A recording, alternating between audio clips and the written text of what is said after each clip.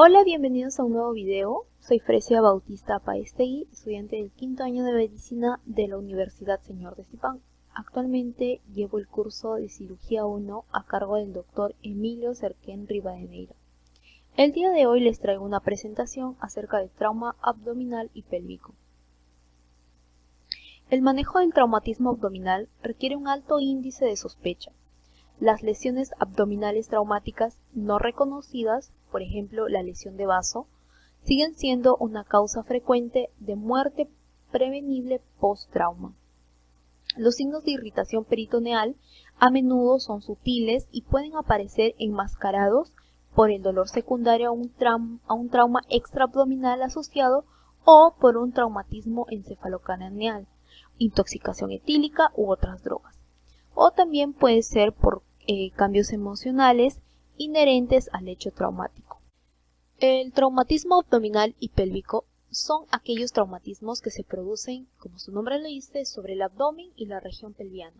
Y estos pueden ser cerrados, por ejemplo, los que son producidos por contusión o desaceleración, y también pueden ser abiertos.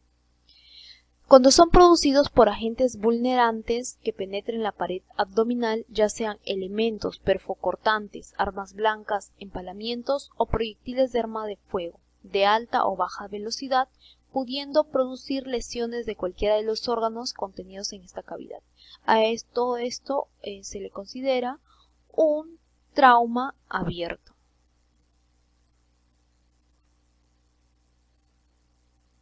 Bueno, la clasificación, como ya lo dije, pueden ser trauma cerrado y trauma abierto.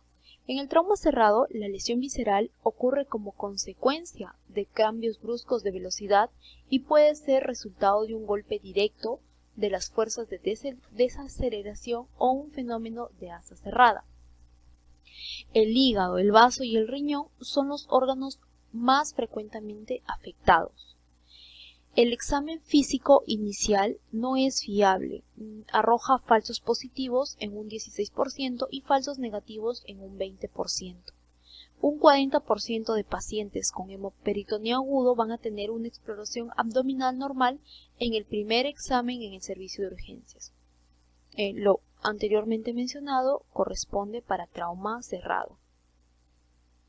En trauma penetrante o abierto, las lesiones resultan del recorrido anatómico del objeto que las produce.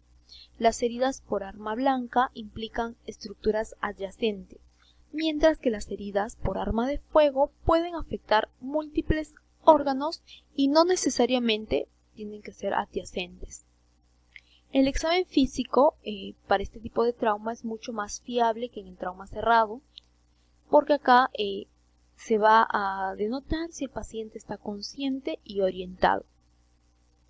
Aunque también se han arrojado datos de falsos negativos de un 23 al 36% para arma blanca y de un 17 a un 20% para arma de fuego, donde la mayoría de los pacientes van a requerir una laparotomía exploratoria para ver si es que tienen signos abdominales al ingreso, ¿no?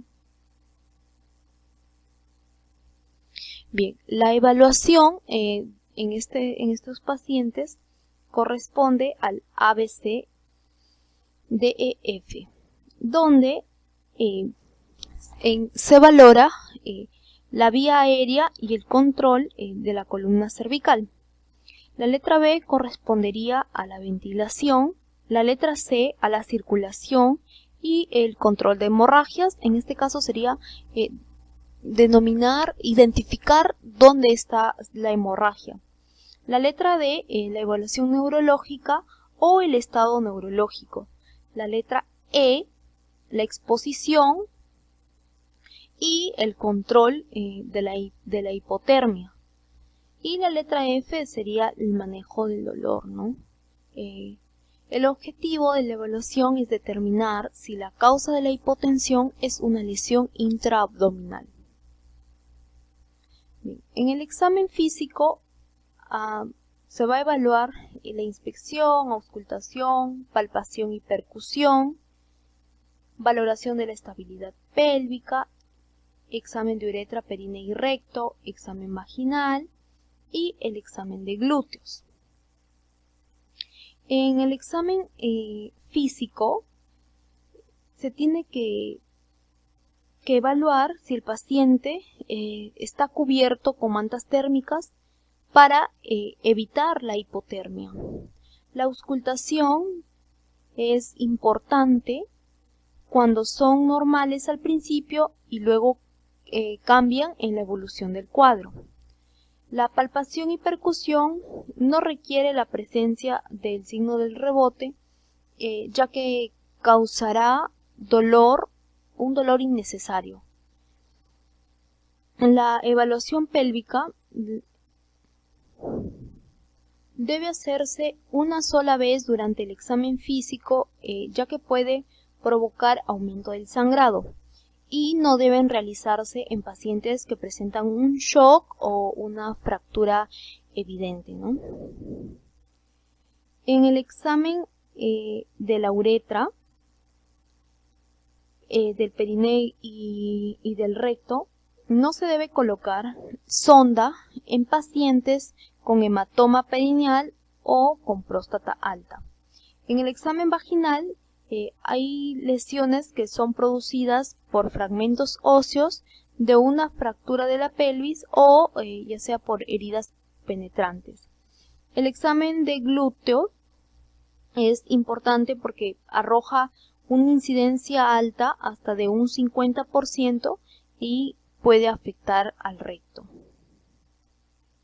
En los exámenes complementarios encontramos la radiografía, que en todo paciente politraumatizado hemodinámicamente se deberá solicitar una radiografía cervical de perfil, una radiografía de tórax y una radiografía de pelvis.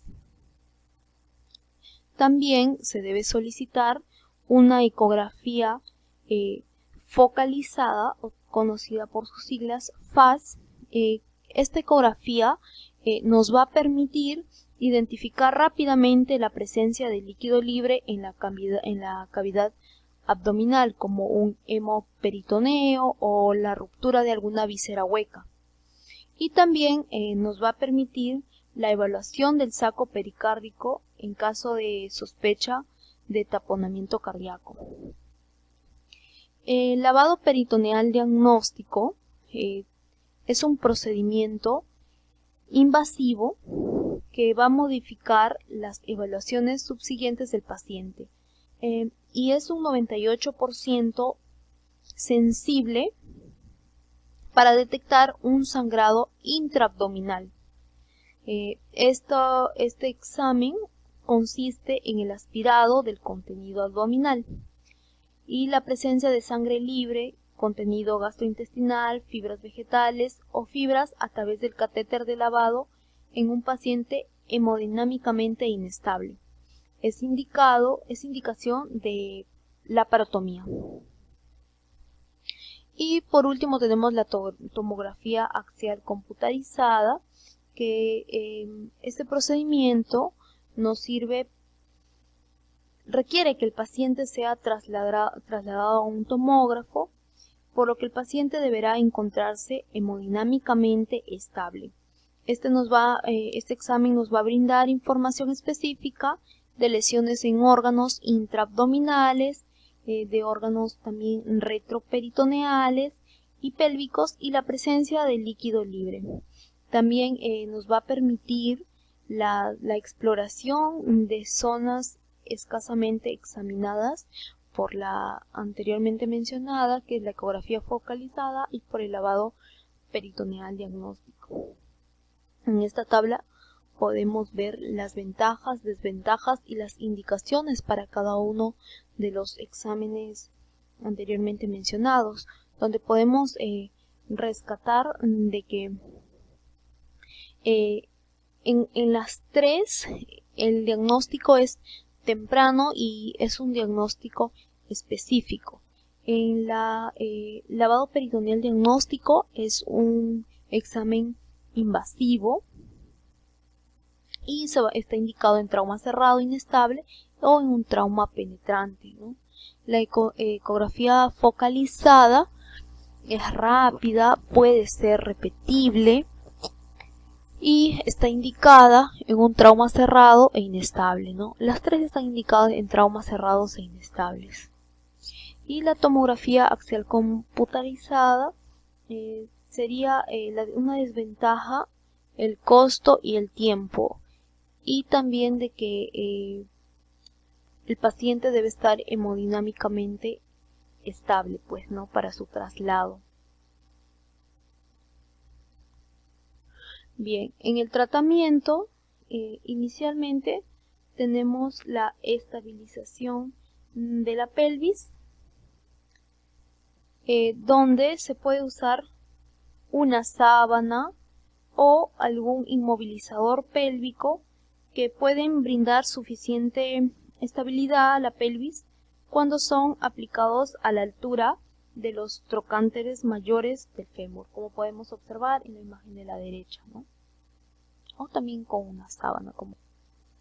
Bien, en el tratamiento también debemos evaluar la vía aérea y controlar, ¿no? La zona cervical, también controlar la ventilación, controlar la hemorragia, dar tratamiento a la parte neurológica, al estado neurológico, solucionar en caso de haber hipotermia y también tratar el dolor. Aquí podemos observar un algoritmo donde dice el manejo inicial tiene que ser pasar por la consulta quirúrgica, inmovilización de la pelvis, preguntarnos si es que hay sangre intraperitoneal evidente, si es sí, sería una laparotomía y si es no, una angiografía. En el caso de ser sí de la laparotomía, entonces seguiría el control de la hemorragia por un sistema de fijación. Eso es todo. Gracias. Acá les presento mis referencias bibliográficas. Gracias.